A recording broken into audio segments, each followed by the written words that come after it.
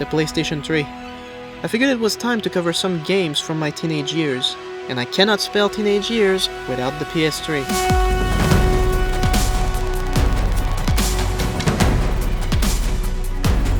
Today, Sony's PlayStations are renowned for their variety of high-quality exclusives, such as God of War, Horizon Zero Dawn, The Last of Us, and Uncharted.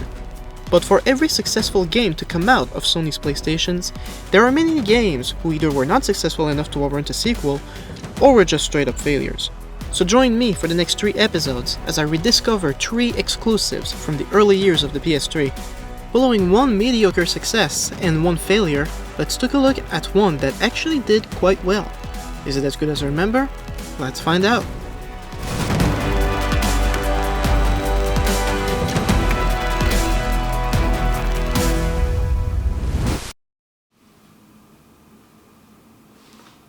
Resistance: Fall of Man.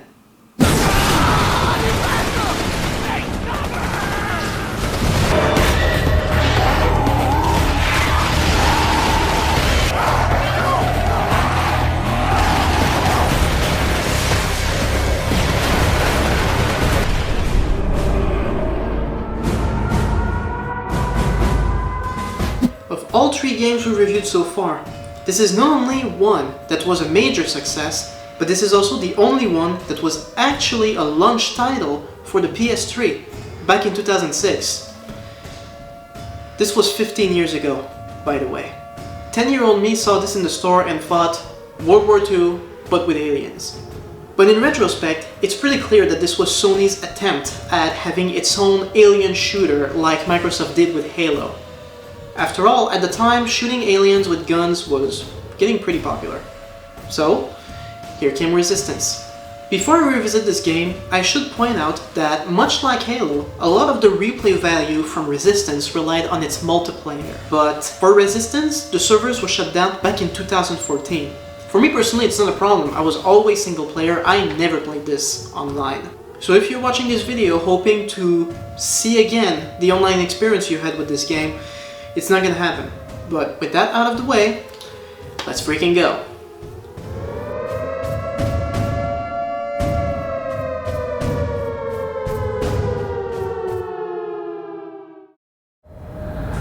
The Chimeran threat began in Russia. The origin of the virus is unknown. The Chimera burrowed under the channel. We had prepared for them, but in 3 months' time, the war was lost. So, the game is about defending the planet from an alien invasion. But unlike Halo or Independence Day, it differentiates itself by taking place in the past. The year is 1951, and the aliens, called the Chimera, have conquered all of Europe. You play as Sergeant Hale as the Americans land in the UK to liberate it. Oh man. All in! We're getting out of here! Dabrowski! Sir, your squad! Go now! We've landed in a town! Yeah, but what the hell? This first level was already a strong showcase of the PS3. War everywhere, confusion, it's awesome. Also, my first impression of World War II with aliens was actually pretty accurate here. The deep vibe is real.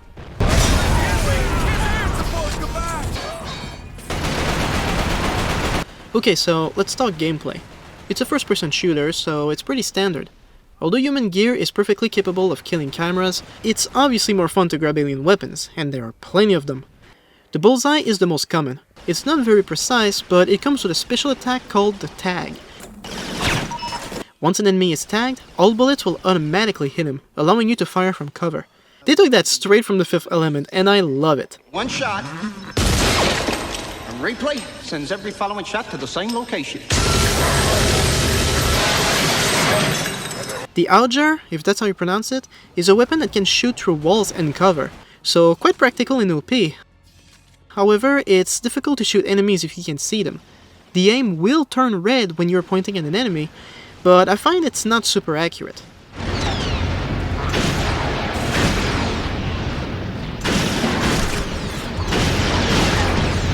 There are plenty of other weapons, such as rocket launchers and flamethrowers, the usual in these types of games. There's a few missions here and there that allow you to drive a jeep, tank, and even camera stalkers.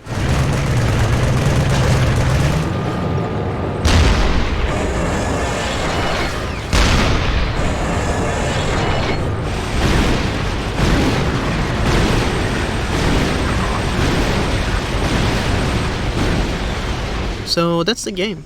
To this day I think it's pretty awesome. The fights feel very real and stressful.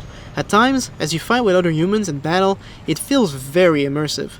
Things move around fast, bullets flying, bombs dropping, it feels like the confusion of a real battle.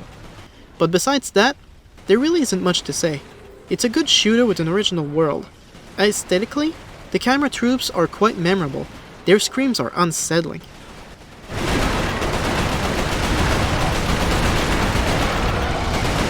The story isn't as much memorable as the tone, I feel. Sir! Incoming!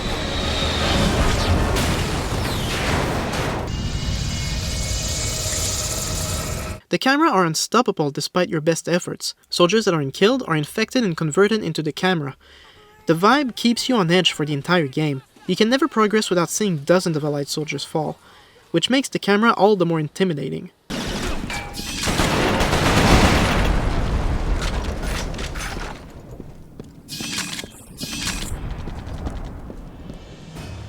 Resistance Fall of Man was a commercial success. It wasn't as successful as Halo, don't get me wrong, but it did show people that if Sony played its cards right, it could actually become a serious competitor. Of all 3 games we've reviewed so far, this was the only game successful enough to warrant a sequel. And so, here it came, Resistance 2. Although the graphics and intensity of battle were significantly improved on top of the first game, a few changes in the game left a lot of people frustrated. What are those changes? Let's check it out and find out.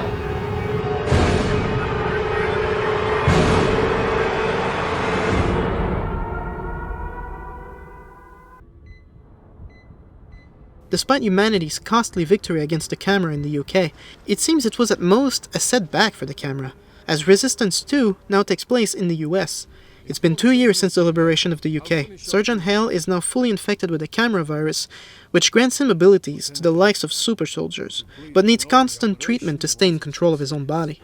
Nathan, whatever happens, you must come back for your inhibitor treatment. Do you understand? Yes, Doctor. And that's where the game starts. We're in an underground base in San Francisco as the aliens overrun it. Everyone out! Move!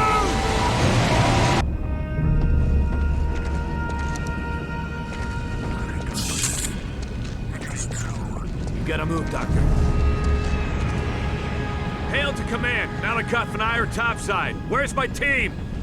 The visual layers are simply stunning. This is where the second game differentiates itself from the first. While on the first game, UK looks like a regular World War II battlefield, Resistance 2 offers amazing landscapes of battles in a country that has not yet been completely destroyed. And seeing the massive ships in the sky truly increases further the feeling of hopelessness against the aliens. I mean, even today, the US with its massive military could never compete with that. So imagine back then. And the fact that it takes place in the 50s gives it a very interesting vibe, often similar to that of the Fallout series, with old music playing on the radio in destroyed environments. This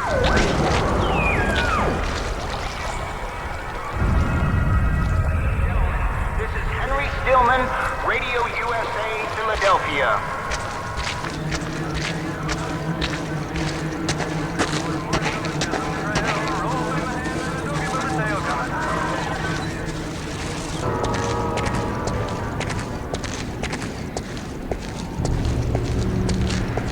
A slightly missed opportunity was the horror aspect. In this game, civilians were infected by the camera and left where they fell.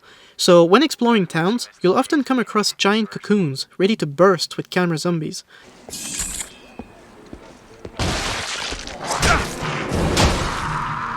And it's never clear which is going to pop and when, so sometimes it makes for real intense moments. But those moments are far in between. It changes the pace of the game and brings variety, but it feels like they could have done more with it.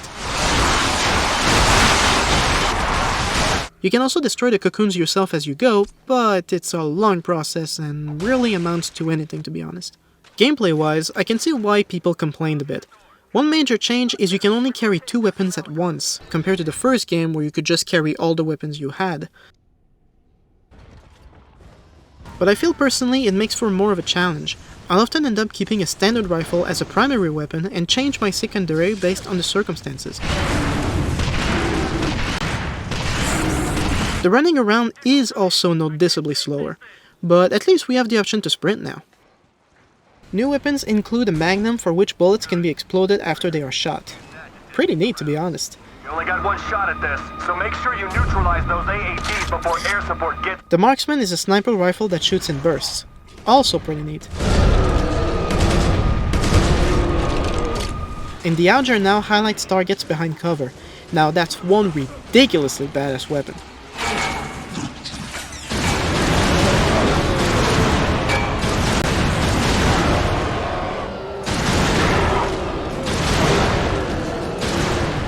While I enjoyed combat in the first game, they really took it up a notch with a sequel. Some fights are really intense and you'll find yourself killing dozens of camera in quick successions.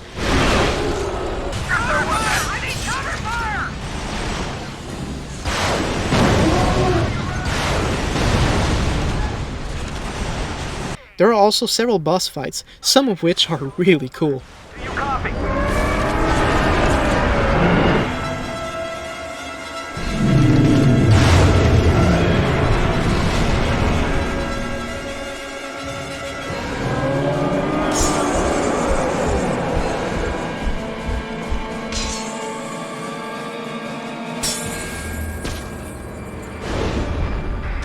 Hell, that's an order! Fire! Sadly for our character though, he neglects his treatments for the virus and eventually succumbs to it. It's beautiful. Once again, the story ends on a dreary note, as it seems the Chimera will still win, despite the heavy casualties you inflicted. This is just the beginning. Forgive me, sir. It was an honor. Although it was well received, it just wasn't as successful as the first game, and by that time, Halo 3 was out and just a massive success, and so it became clear to gamers at this point that if you wanted a console to shoot at aliens, the Xbox 360 was just a better option. So while Sony had presumably failed to release a solid competitor in the genre, it still had a solid franchise here, one that seemed incomplete. So they gave themselves one last chance and released Resistance 3. Resistance 3 is arguably the darkest of the trilogy. At this point, humanity has fallen. Pockets of people live in hiding, but there are no governments, no armies, and no supplies to fight off the Chimera. Hale was the hero, and I was the villain. With Hale dead, we play as his companion, Capelli, who just gave up on saving the world. That is, at least, until Malikov, a Russian scientist from the second game, shows up with one last strategy to defeat the Chimera. Still have the anger issues, I see. What's going on? And from there, the game is a perilous journey to the United States. There are no more battles with the army, it's mainly you against endless hordes of the Chimera. Goliath.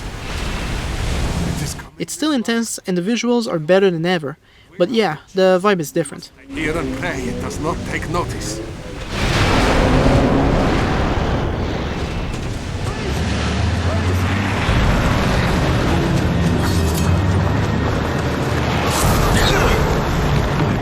The game also features a section where you fight off former convicts, making it the only game where you fight against humans.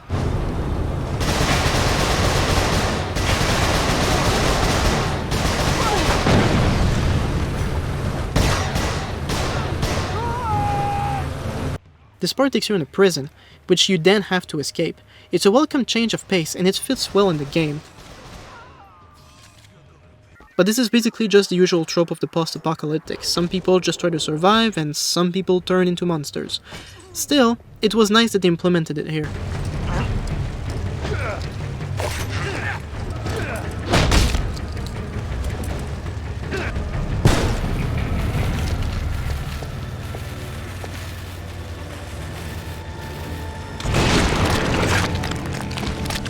In terms of gameplay, there really aren't that many differences from the previous game.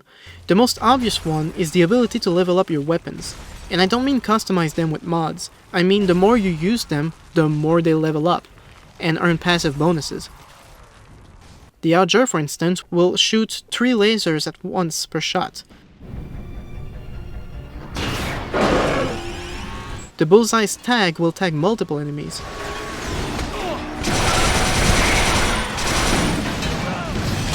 There's a new EMP grenade to eliminate energy shields. That's pretty much it.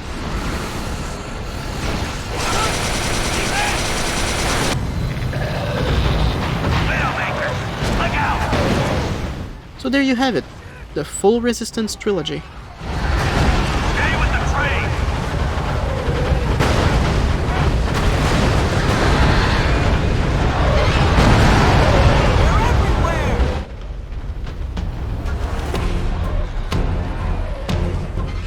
The primary focus here was the first game, so let's actually talk about this one before we cover the trilogy as a whole.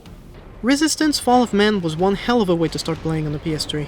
The World War II vibe with the addition of aliens was very well implemented. To this day, I find the concept art absolutely stunning and original. The roughly mutated humans with awkward cooling systems on their backs, very memorable. This is again one of those games where the nostalgia factor ran out quickly. I just found myself playing the game for the fun of playing it. The campaign is a little short, but it offers a lot of variety. The alien weapons introduce new strategies, and switching between them is very natural and balanced. Overall, the game aged well. The graphics are a bit on the primitive side. This was after all the very beginning of the PS3, and so developers were still learning their way around the hardware. But action-wise, it's fully packed. If it came to the PC with higher frame rates and remastered graphics, damn, that'd be a real gem.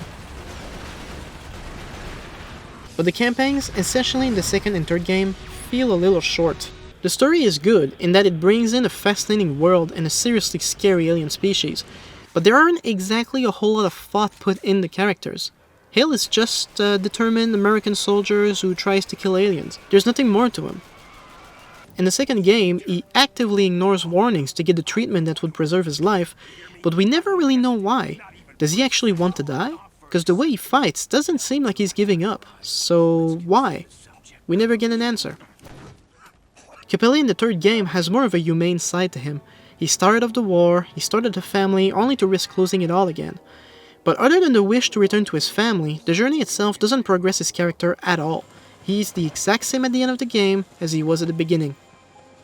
The most fascinating character for me was actually Malikov. The scientist is making a difference in the second game, using his cumulated knowledge of the Chimera to support the military with new technologies and tactics. But in the third game, I started feeling real sorry for him. Despite all of his efforts, humanity has fallen, and still he is desperate to redeem himself. He gives me a vibe that he is always on the verge of collapsing from exhaustion and depression, but he still goes on. We can defeat them, but we must be creative. They're unpredictable. We must use their power against them. And he dies horribly, without glory or recognition, at the hands of the one type of people who should have not survived the invasion. A tragic character, and I wish there had been more interactions between him and Capelli.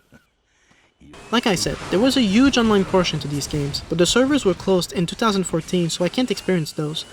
However, there is gameplay footage on YouTube, if you would like to see it for yourself. There was a lot of potential there. So that's the trilogy. 2 other games were released on the PSP, the other on the PS Vita. But I never played them and they were even less successful, so maybe that would be an adventure for another time, but for now, that's all I got. In the end, much like Heavenly Sword and Lair, Resistance was a game that faded into obscurity. By the time the PS4 was released, the trilogy came out and it started disappearing. It was nowhere to be seen on the PS4.